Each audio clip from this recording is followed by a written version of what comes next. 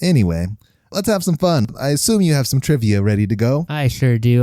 Did we want to cover any of our minor notes this week, or just right into our closing quiz here? We'll jump right into our closing quiz here. Most of it's just NFL stuff, which we'll talk about maybe. Yeah, we have plenty of time. Yeah. Very good. Well then, if you are new to the podcast, you are getting your first taste of our long-running tradition here, the closing quiz.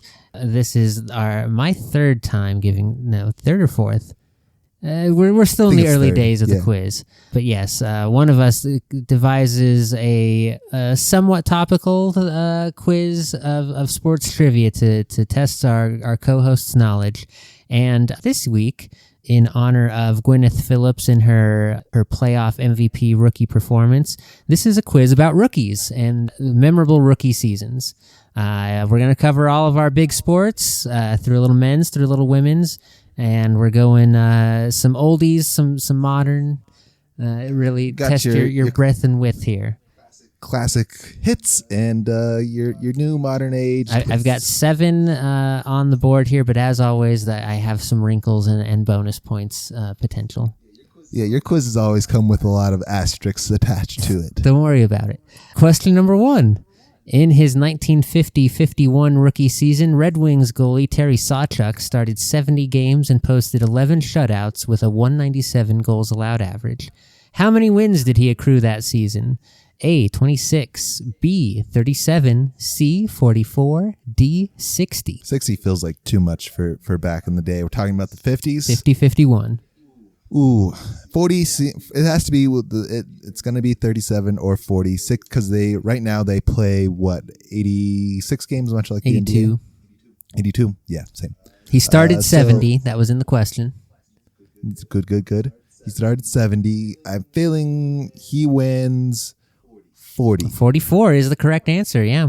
A mark that has been very rarely, if ever, eclipsed. That's a little shocking because I mean, it's a lot of winning. That's very half much a lot of of winning. Your schedule in wins thanks to one guy on your roster. Yeah, I feel like you could get if you're lucky as a goaltender because I don't know what the draft looks like and where goaltenders go. I assume they're very special. Depends on the goalie, yeah. Most of them are second, third, fourth round picks you expect to have to develop for a while. Yeah, but towards the end of that draft there, you might just get blessed and just get put on a really good team, and you get a lot of winning there. Potentially. Yeah, so that is a point on the board for you. Question number 2. Which of these major leaguers had the best Rookie of the Year campaign based on their WAR? A, Mike Trout's 2012. B, Aaron Judge's 2017. C, Shohei Ohtani's 2018. D, Bryce Harper's 2012. Or E, Ichiro Suzuki's 2001. Ooh, I think I'm going to go with Shohei Ohtani because he was a rookie, but he's not like he would have been the oldest rookie of this selection. He's not maybe a rookie. Suzuki would have also been. Yeah, did Mike Trout and Harper share the same rookie season? Or were they 1 year No, apart? they were both the same rookie season. American League and National League have different Rookie of the Year awards. Yeah. Both very, very good, but I don't think they were to the same. Shohei Ohtani was damn near close to an MVP level player his rookie year, which is very, very rarely happens. Ichiro, he's kind of just a different specimen. He would be the only person I think that could challenge Shohei, so it's one of those two, but I feel like Shohei because he's probably, with the pitching involved, he has to have the best. You've fallen into my trap, foolish Yugi. Oh no! Actually, Mike Trout's 2012 rookie season was possibly the best of his career and one of the best all-time rookie seasons. He is really, really good at baseball, but I think maybe if he struggled, maybe it was early on in those. No, he came out of the gate strong as a horse, and if anything, got worse over time. 10.5 WAR in his 2012 campaign. He hit .320, .564, .963 slash line, led the majors in runs and stolen bases. The only reason he wasn't MVP was because Miguel Cabrera hit 44 home runs and had 138 RBI. That is very, very good. Actually, Shohei's rookie season was the lowest on this list of Rookies of the Year, 4.1 WAR. Really? He was with the Angels still at that point. And that very first year, he was impressive, but there was definitely an adjustment to the American game. Sure. That makes sense. Unless you're Mike Trout, because then you defy the laws of baseball. Yep. And then Bryce Harper, who was his fellow 2012 Rookie of the Year, only had a 5.2. I mean, only a 5.2. Some guys never hit 5.2. This one's a little bit more of a brain teaser because it's gonna no multiple choice options.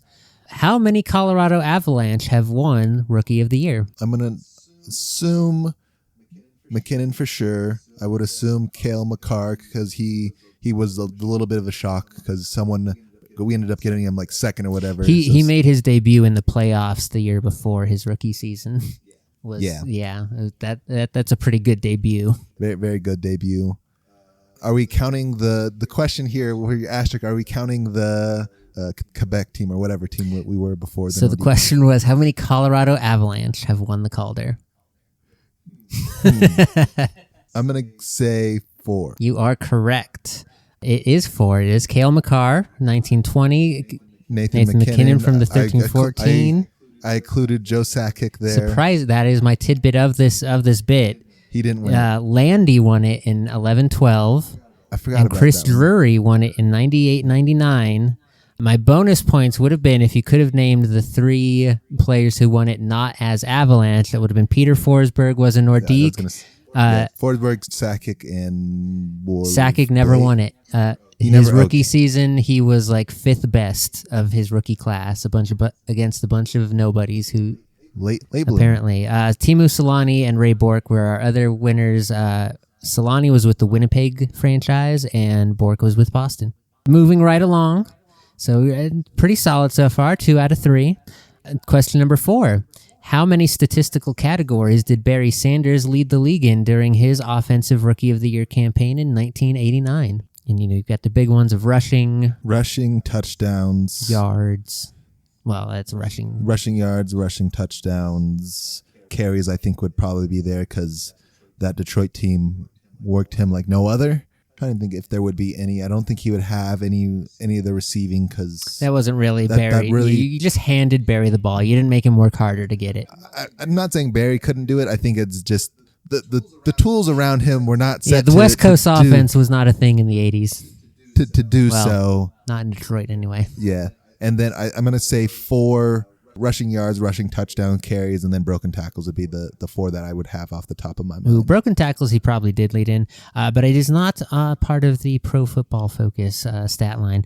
Actually, Barry Sanders was the leader in 0 of the categories his rookie season. He was second in almost all of them by very slim margins. Because, let me guess, Emmitt Smith was No, there. This was the height of the career of Christian Okoye, the Nigerian Nightmare. Oh, this is before he got his head This cracked was a couple years before Steve Atwater had his say. Before the nightmare ended. But yes, this was Christian Okoye's MVP season, who had 10 more yards. He had literally 10 more yards, 0.7 more yards per game, and Greg Bell had 1 more touchdown than Barry. But because of the impressive body from the Rook, and Barry Sanders had 90 less attempts overall than any of those guys. They still hadn't even learned to just hand him the ball yet. That sounds like they were slowly learning. Yeah, it didn't take them long. Okay, question number 5. We'll get this in here nice and quick here. True or false? 3 incredible NBA players have taken home the MVP award in their rookie campaign. Wilt Chamberlain, Wes Unseld, and Magic Johnson. Is that true or false? I want to say false because I feel like one of those dudes did not. Wes Unseld does not feel correct in that group. Magic Johnson, he might not have actually. It might have been because him and Larry Bird have been so close in a lot of categories, so I don't think that is true. False is the correct answer, but your logic was not far off. So Wilt Chamberlain and Wes Unseld both did win Rookie of the Year MVP awards. Magic Johnson won Finals MVP, but not Rookie of the Year overall. Yeah, because Bird got it instead. Probably. Question number 6. Which of the following WNBA Rookies of the Year was not the number 1 pick overall? A. Caitlin Clark. B. Ryan Howard. C. Nafisa Collier. D. Asia Wilson. E. Brianna Stewart. One of them was not a number 1 pick. Unfortunately, I think I actually looked this up. not it just happened to fall into my lap earlier this week. It's Ryn Howard. She was not a number one pick. The rest of them were, I'm pretty sure. No, Ryan Howard was a number one pick. It was Nafisa Collier taken at pick number 4. I thought Nafisa was higher. I got the two switched up on the little Instagram post I saw earlier this week. Yeah, bummer. And then to close out the quiz here, question number 7. Part of Ottawa Charge goalie Gwyneth Philips' impressive finals run was the volume of her production. True or false, Philips' 270 shots against was 100 more than the next closest goalie, setting a PWHL record. Is that total for the season? That was for the finals. Just for the finals. Just in the last final? The playoff, 2025 playoffs run. Oh, that's for sure true, because some of the games that she got involved in were extensively long. She did play in the longest games possible, but unfortunately that is false. While she did have 270, which was higher than the 160 faced by Maddie Rooney, Erin Frankel set the record last year with 300 shots against. What is happening? What happens that you... Boston played a lot of overtime too. That literally you just have to be passing the puck to the other team and said, we're done with it. Here, you take a shot. Yeah, something crazy. That's insane. Well, I hope we all learned a little something about very famous rookies of the year. I'm still flabbergasted. Like that, out of all of them, the last one is the craziest. Like, how many? Because let's assume best of 5, right? In each series. Best of 5. And there's two series total. Yep, You have the semi and finals. So best you could play 10 games total. So that's 30 shots a game, which is not unheard of. It's high for PWHL. Yeah.